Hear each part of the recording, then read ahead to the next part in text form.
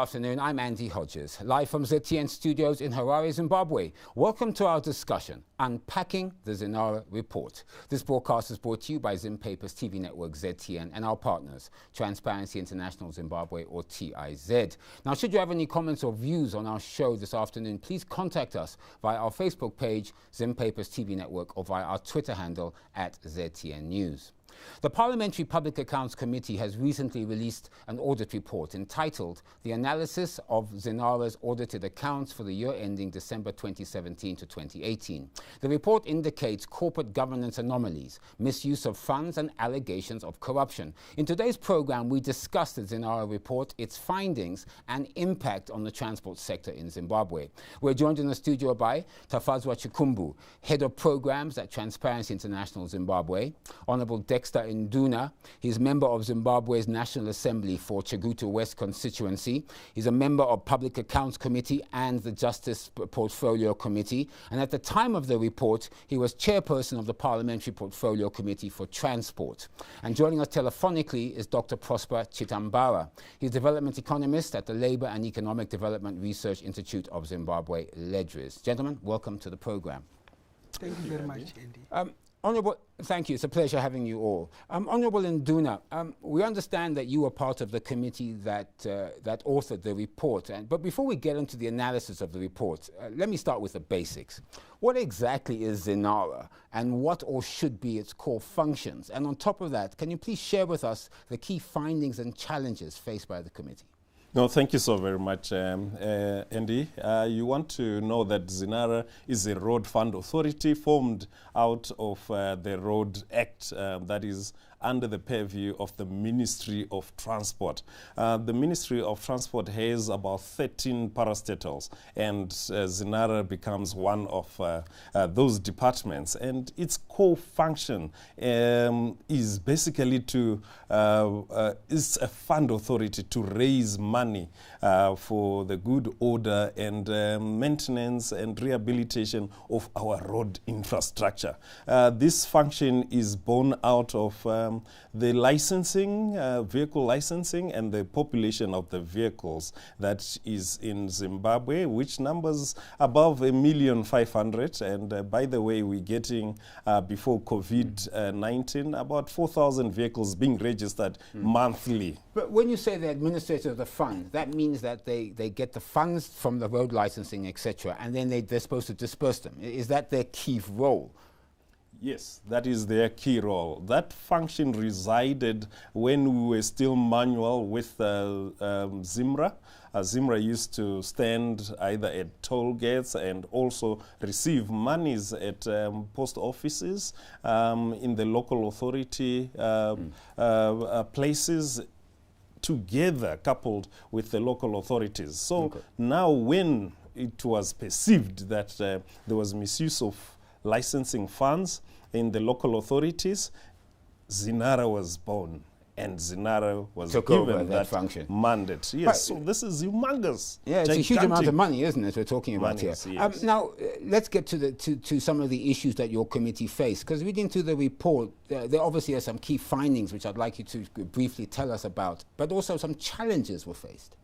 You want to know that the report came about as recommendations and observations of the committee to say we needed some accountability, seeing that this was a new department which was born out of delinquent behavior by the councils. So there was need to make sure that we're righting the wrongs, and two wrongs don't make a right, so that we are not jumping from the pot into the fire. So there was that proposal to the then minister, and the minister, instead of just carrying out a basic audit, went for the juggernaut and carried out a forensic audit on ZINARA. So we must applaud the minister for taking that initiative. Certainly, certainly. That was applaudable, and it unearthed quite a lot of issues, the issues that the staff recruitment,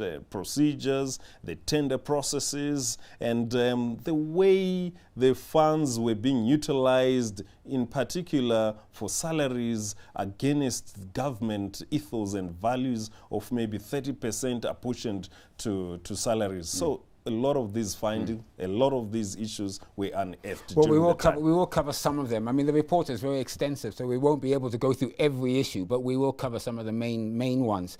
Tafadzwa, let me get your comments and views. I mean, you've read the report, 57 pages worth. What are your overall thoughts about it? Oh, okay. So when we got out of the report, it's Transparency International Zimbabwe, we felt that there's a lot of mismanagement of funds within the institution of ZINARA, and that misuse of funds emanates from poor governance. And by poor governance, and the report says the institution founded in 2001 existed without policies, procedures and manuals up to 2015. And even in terms of recruitment processes, people were being recruited without qualifications. Well, we will cover these in some depth later. They were not fit for those positions. So for me, it's about, I think probably the ministry responsible for overseeing the institution did not pay attention in terms of what needed to be done. Because when an institution is born, I think before it exists, there should be policies, procedures, board charters, to ensure that the institution in itself functions properly. But I think that happened after 12, 13, 14 years. And it's unfortunate that the country lost huge sums of money, I think in excess of 70 million United States dollars out of negligence in terms of overseeing the function. I want to look at one section. You talked about mismanagement and misappropriation of funds in your comment there. Let's focus on the section in the report entitled "The Board and Staff Overruns and Expenses." And I'm going to read out some of them, which the report itself says, and I quote from the report, of course. They said, without approval from the parent ministry, fees and allowances were paid to board members. Christmas hampers worth $55,000 from OK Mart accounted for in the records of ZINARA as office supplies. Unauthorized expenditure of $23,000+ for purchase of iPads for board members. $4,000 per person, that's US, for gym equipment. And for the period 2011 to 2013, a hair allowance was paid for every lady employee for a hairdo at She and He Red Rose and Ladies Hairdo Salons, with a total amount of $24,500. Of course, this not provided for in contracts. But Tafadzwa, my question is, in your opinion, if this is true, and I assume it is because it came from Parliament, the question is, how can some of these actions be possible in a state-run enterprise with its own board and obviously government and ministerial oversight? Yeah, like I said earlier on, Andy, you know, there were no governance structures. The board was in existence without a board governance structure. Even the recruitment process was not in place. So for me, where there are no systems in place, we are bound to have such anomalies. And for me, it's quite unfortunate that it took long, and in Shonat, not mazhake. So people were being employed, I think, on the basis of who they know, without qualifications. And the institution of ZINARA, Andy, allowed for clientelism to ensure that the people who were getting contracts within ZINARA were probably linked to anyone within the institution. And Honorable NDUNA, I would simply say that the institution of ZINARA at that time, I think they were actually approving certain things without going back to the ministry, and they became even more powerful than the ministry itself. Folks, I want to, in fact, hopefully Prosper will answer this, because the question, of course, is where was the board? We're now joined telephonically by Dr. Prosper Chitambara. He's from the Labour and Economic Development Research Institute of Zimbabwe, Ledgers. Prosper, once again, welcome to the show, and thank you for giving us your time. Prosper, I have two questions for you. The first one, of course, is your brief reactions and views on the report. But secondly, Prosper, The report states, and I quote again, governance and procurement issues were at the epicenter of ZINARA's vulnerabilities. Both audits reflect the existence of weak internal controls over cash and banking with ZINARA, and until April 2015, the report states, when it was approved, the board had no manuals, they had no board charter, they had no procedure manuals. I think you heard Prosper here saying that, I'm sorry, Tafazwa saying that, procedure manuals, human resources policy, finance policy. Again, how is it possible, in your opinion, that this situation can be allowed to prevail at such an important and huge state-owned enterprise like ZINARA? And what factors can contribute to corruption in such institutions? Thank you so much, Andy. I think I agree and concur with my esteemed panelists. I think the levels of, to quote from the report, of state capture by some individuals conniving with the ZINARA staff, management and board is quite shocking. Probably it's not very surprising. But I think it's also reflective of the state of institutional failure across most of our key economic institutions, our key state-owned enterprises and parastatals, not just ZINARA. So I think there's been a weakening, a gradual weakening, deliberate weakening of some of these key institutions, a deliberate capture of some of these key institutions for personal aggrandizement. And when you look at, say, some of the procurement practices, I think most of it was really bordering on the verges of criminality through open flouting and defiance of the procurement legislation and regulations. Even if we were to say, yes, there were no procurement procedures within the organization, but at least the procurement regulations and laws should actually have guided the institution. So I think, in my view, there was a deliberate connivance by a number of actors, really, to siphon public resources from ZINARA. So I think the issues of weak internal controls, issues of weak governance, weak oversight by the board and by the ministry, I think, in my view, then become the key drivers of these nefarious and illegal activities that have actually been happening at ZINARA. So obviously, addressing some of these issues then requires strengthening of those internal controls and making sure that at least the board plays the role that it's supposed to play in terms of providing the necessary oversight, and also even in terms of the recruitment of qualified and competent people who are actually able to do what's supposed to be done. I think it also then becomes critical. So I think there are a whole lot of governance issues that need to be addressed, and without addressing those, I think there will always be ample opportunities and room for the perpetuation and continuance of some of these illegal state capture and clientelistic activities that then take the nation back. Because as long as our institutions are not functioning optimally, then it means we will not be able to sustainably grow and develop the economy. Because these institutions are then supposed to play a critical role in terms of initiating and sustaining development.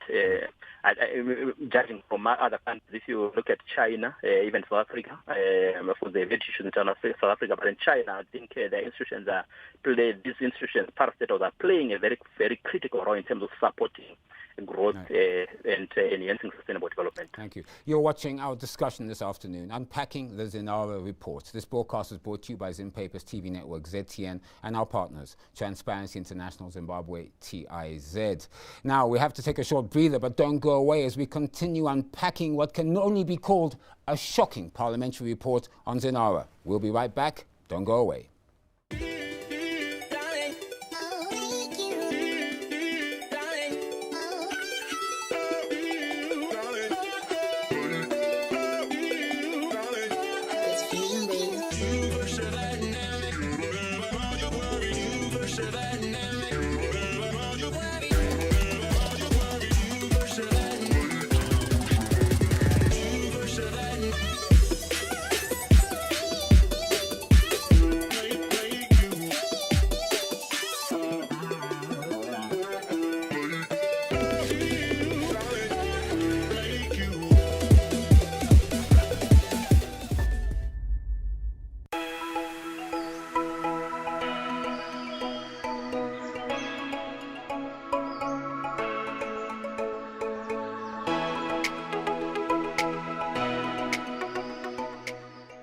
Welcome back. I'm Andy Hodges. You're watching our discussion this afternoon, Unpacking the ZINARA Report. This broadcast is brought to you by Zimbabwe's TV network ZTN and our partners, Transparency International Zimbabwe, TIZ. Now, as usual, any comments or views you may have on our show this afternoon, please contact us via our Facebook page, Zimbabwe's TV network, or via our Twitter handle @ZTN News.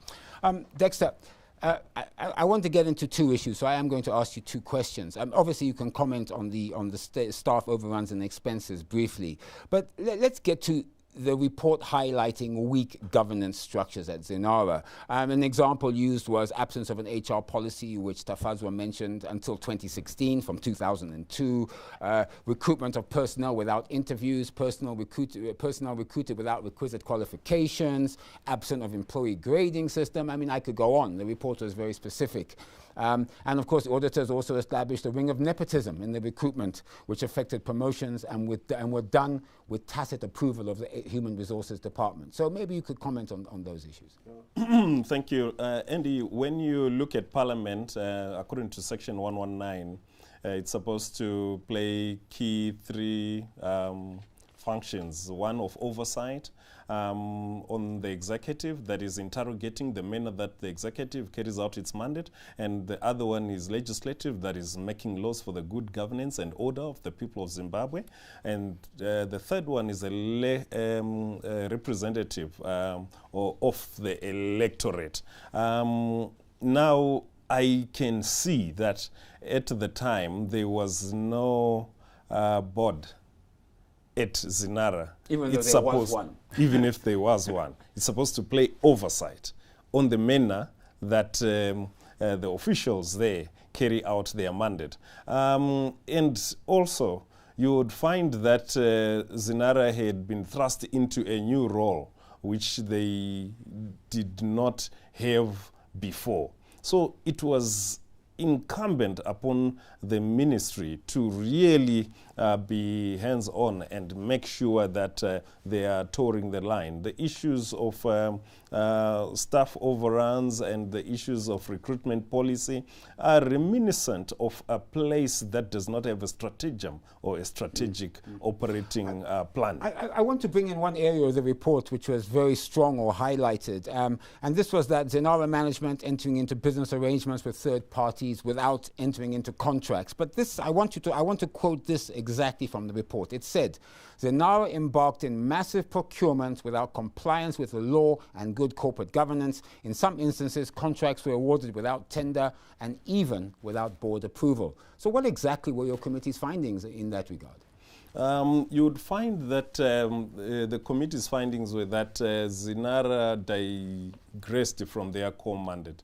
Their core mandate and their only mandate is to put together the monies. I have already said during the time that ZIMRA was collecting money, they were given 10% for as collection fees. So it is my view and hope that ZINARA was supposed just to get their commission for revenue generation or revenue collection and then hand over all that money to the Minister of Transport, who would use it for what is enshrined in the Roads Act, that is periodic maintenance of our roads and routine maintenance of our roads. Routine maintenance is what you see grass cutting on the edges of the road and the road servitude, and then the periodic maintenance, the pothole patching and stuff like that, carriageway markings and asphalt lay and all that. But of course your committee said special projects. That was the word you used, wasn't it? Certainly. ZINARA was never supposed to be allowed to digress from their core mandate, and they did that with leaving a lot of blood on the tarmac. Yes, certainly. So they were never supposed to be allowed to do that, and they did that. If the ministry wanted to produce any payment, they were supposed to do it from their central revenue account at the ministry without allowing ZINARA to do it. They neither had the requisite offices to carry that mandate from, and they neither didn't have the authority. They didn't have the authority, according to the Roads Act, to carry out such mandate. I am alive to the fact that there were companies that were allowed to carry out special projects, and that was supposed to reside with the minister.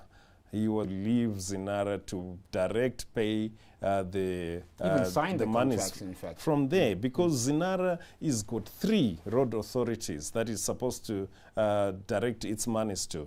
One of the road authorities is Roads, Ministry of Transport, and the second one is DDF. Under Mr. Jonga in the President's office. And then the third one is the local authorities under Dr. Moyo, the local government minister. So these are the 3 local authorities where they are supposed to channel their monies to. If then they channeled it to private contractors, that was a misnomer, Andy. Tafazwa, the issue of corruption through procurement, this has been widely acknowledged by both Zimbabwe's government and the Zimbabwe Anti-Corruption Commission. In fact, they've been harping about procurement being one of the gaps in the corrupt cycle, if I can call it that. Zimbabwe's procurement laws, especially for parastatals, appear to be very clear. How then, in your opinion, can such procurement infringements, as stated in the report, occur, and what is their role in corrupt practices? Yeah, you know, this instance is occurred when we still had the State Procurement Board, and then now we have the PRAZ, Procurement Regulatory Authority of Zimbabwe, with very clear procedures in terms of what needs to be done when one wants to procure. And for me, like what Dr. Stambara said, this is a deliberate establishment of an institution for personal or private gain. Because when you look at ZINARA, it's mandated to collect huge sums of money, millions, if not billions of dollars. And during the time of the report, these were recorded in United States dollars. And for me, it is about the deliberate establishment of an institution where there are no policies, no procedures, no rules whatsoever. And I think if the State Procurement Board really wanted to do its work, it was really supposed to do so, because in the same report there is correspondence between the then State Procurement Board and ZINARA, where they were actually seeking condonation of certain So it's a situation of sign the contract first, seek condonation and approvals later. It seems to be the thrust going through the report. Yeah, exactly. So instead of seeking for approval before procuring, they're actually procuring before, seek condonation, and then go back and alter the terms of the contracts in their own favor, in the favor of those contractors. And in one specific transaction where they awarded a tender to Univen, they actually lost an amount of 1.2 million United States dollars overpayment, which was done to Univen. So for me, it is actually quite deliberate, because both the companies that were contracted actually maybe they're owned by politically exposed persons, and the people within ZINARA we're actually benefiting from. So what needs to be done with it? So you're saying that in terms of contracts or anything, well, apart from the fact that DEXTER said that ZINARA shouldn't even have been entering into these contracts. Yeah. But the fact is that if they do have to sign contracts, you need the right skills, don't you? You can't just sign a contract. You need to know what's in it, what protects you as Zimbabwe and the government and also your own institution, as well as what protects the contractor. These things didn't seem to be happening. Yeah, precisely. You know, when an executive director of that institution didn't even have a complete qualification. He was said to be a holder of, I think, level B, a Chartered Institute of Secretaries and Directors, and that person is the at the helm of the institution. Yes, and you are looking at the HR being a holder of a diploma in Bible studies. So it actually explains when the management does not have the skills, what do you expect of the people who does public procurement? So for me, it was quite deliberate in terms of disarming that particular institution. Prosper, I'm coming to you, but before I come to you, I just want to ask Dexter this issue, because the name Univern Enterprises comes up a lot in the parliamentary report. And I quote, an agreement was signed, clearly a variation of the tender conditions set and defined by the SBB. As Chafadzwa said, Univern was overpaid just over $1.2 million amongst other contractual anomalies, opaque disbursements of amounts to Univern's multiple accounts. I mean, this, without focusing on Univern as a company, this points to something, doesn't it, Dexter? It points to the fact of expertise and knowledge about entering into such huge contracts by a parastatal. Yes, in Shona they say, Muziwe nzira yeparo warendi mfambi wayo. Let those that the Romans behave like Romans because they know how to go about it. But you would find that there was dearth in terms of expertise that was supposed to be dealing in issues to do with ICT, for argument's sake. Univern, in a nutshell, is a company that presides over revenue collection on more than 17 toll gates. These 17 toll gates are dotted around the country, not, not on the 821 kilometer Plumtree to Mtare Highway, which is about 10 toll plazas, which is DBSA loan financed road of 206 million US dollars. So all the other toll gates that are not on this 821 kilometer stretch are a preserve of Univern.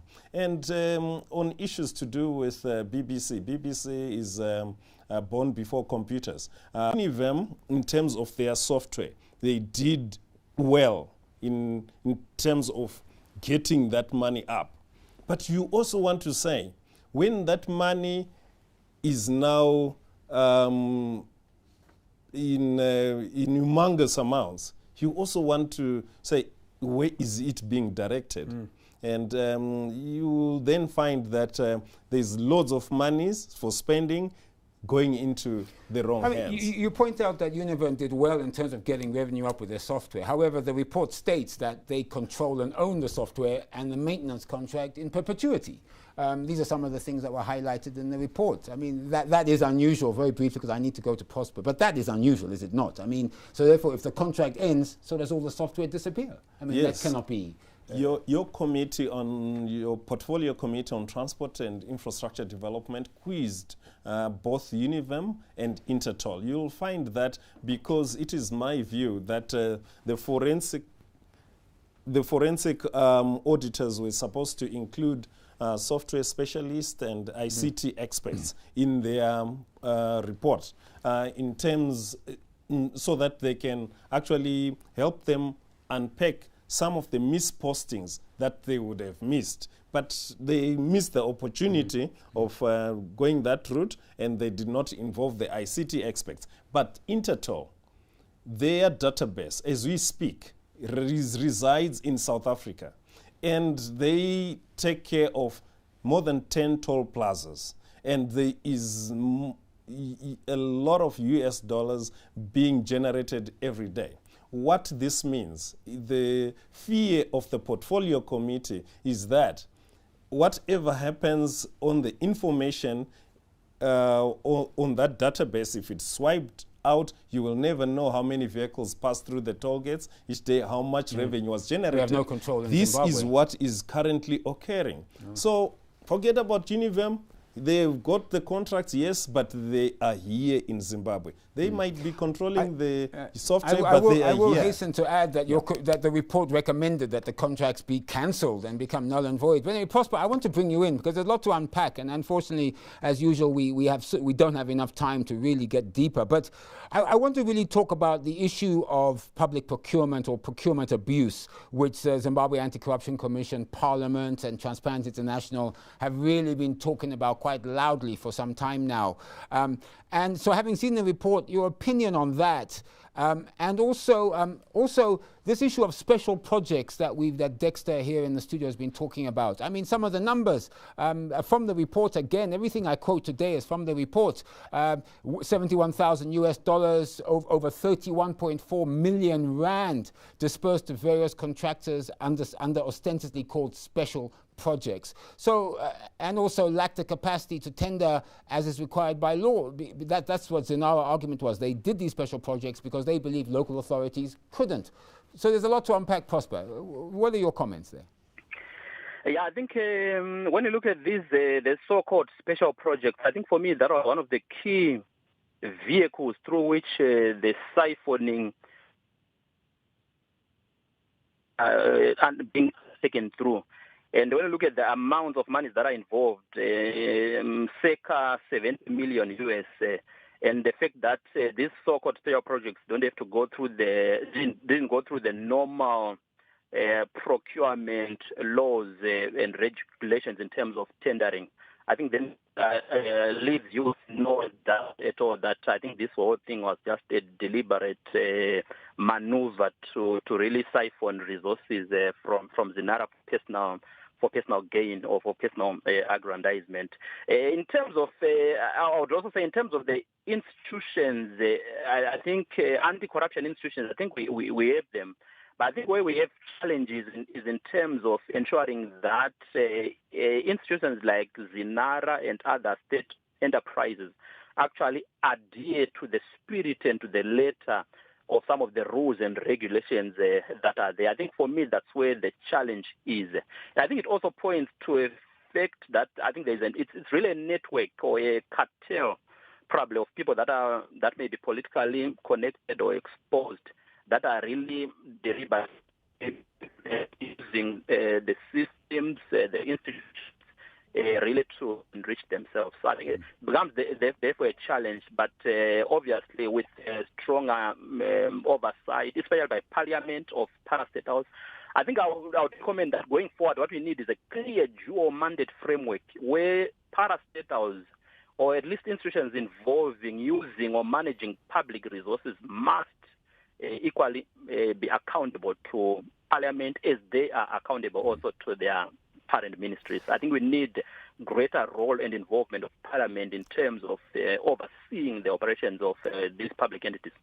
Now, I will say we did invite representatives from the Ministry of Transport and Infrastructure to appear on the program today. However, they did tell us, or sources told ZTN, that the minister will be replying to the report in due course and that they didn't want to preempt the minister's responses. So we will be watching out for the Ministry of Transport and Information's Infrastructure responses to this report. You're watching our discussion this afternoon, Unpacking the ZINARA report. This broadcast is brought to you by Zimpapers TV Network, ZTN, and our partners, Transparency International Zimbabwe, or TIZ. Now, join us after the breather. Now, please don't go away because there's still more to unpack. We hear recommendations from our guests this afternoon. We'll be right back.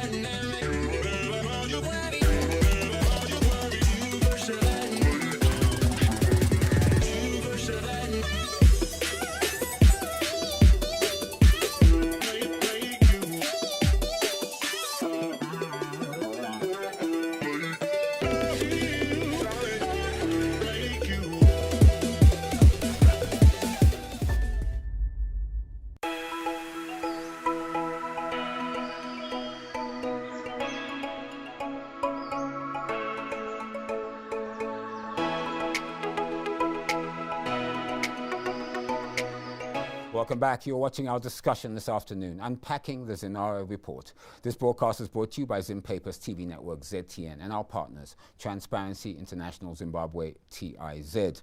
Honorable NDUNA, my other guests, they've used two words in particular, capture, siphoning of resources. And the report does give various recommendations to anti-corruption institutions such as the Zimbabwe Anti-Corruption Commission.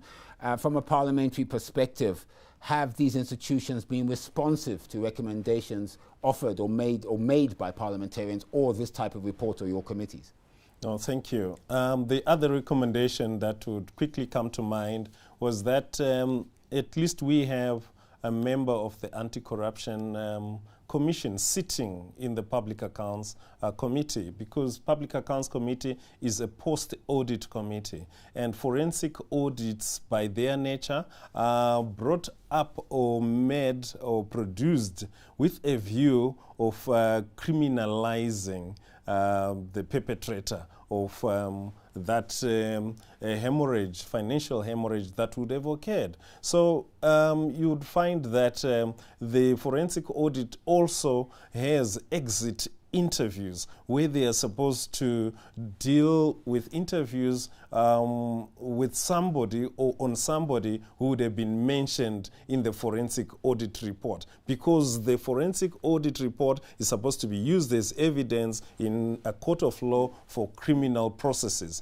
But ZEC has been proactive in that during the forensic audit subsistence or operation, they were also doing their parallel process of interrogating the issues that are also embedded. But then, Dexter, the question is, though, this report is 2017-2018. I know that it's just been released now, but we need to see action, right? I mean, they can interrogate, they could be part of the committee, but actual actionable activities?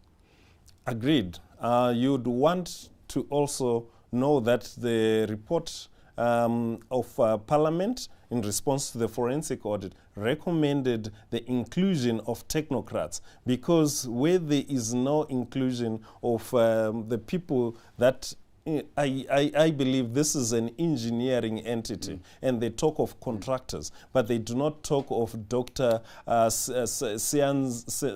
Diarra, the CEO of Zimbabwe Institute of Engineers and his department. They do not talk about that. He would have otherwise helped unpack the issues of the structures where you're supposed to use the Troxler, the road infrastructure where you're supposed to use the theodolite. I want to ask you, that. before I move to my other guests to close the show, because unfortunately we are running out of time, very briefly, how did what the parliamentary report highlighted or uncovered, and the forensic report, as you said, applauded the minister put that in operation, how did it affect us, citizens, and our road infrastructure? Certainly it does affect you immensely. Currently, we have a backlog of $20 billion in terms of road infrastructure development. In that, all our roads, if not most, have passed their shelf life.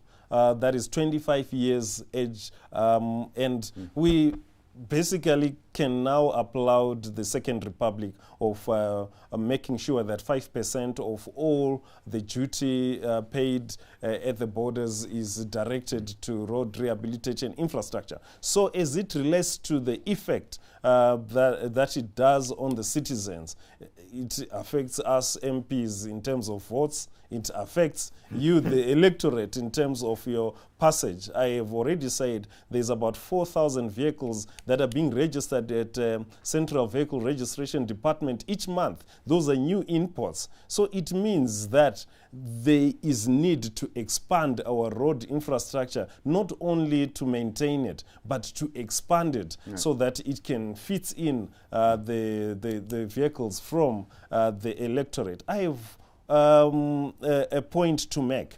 The statutory instrument 45 of 2005 that speaks to and about the apportioning of 12.5% of third-party insurance monies being given to Traffic Safety Council of Zimbabwe. So this money, after the computerization of revenue generation at ZINARA, is now optimally, effectively, and in humongous amounts going to Traffic Safety Council. So next stop, Traffic Safety Council. That's the next stop. All right, I just have two last questions for my other guests. Prosper, let me start with you. What do you think needs to be done to strengthen anti-corruption in institutions, to develop frameworks and systems that respond to corruption, especially in parastatals or state-owned enterprises?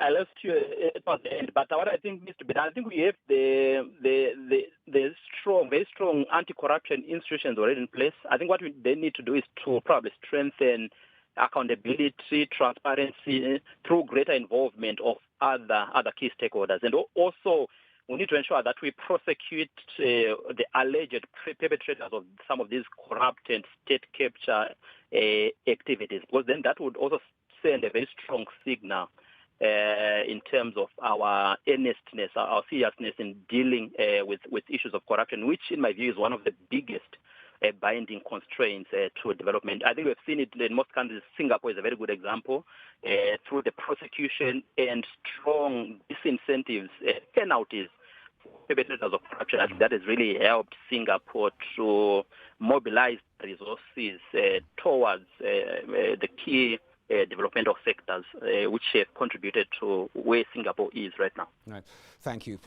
Tafadzwa, my final question to you. I mean, Transparency International Zimbabwe, as I said earlier, has been advocating strongly for a transparent procurement process. The report obviously highlights the procurement anomalies at ZINARA.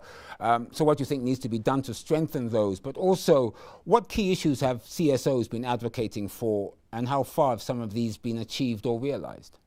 Okay, as Transparency International Zimbabwe, we have a keen interest in ensuring that there is beneficial ownership transparency, especially amongst the private sector players who get government tenders, because I think it's quite important for us for the public to know who owns these institutions, because I think from the discussion, from the report, it seems that there are political connections to the people that get tenders.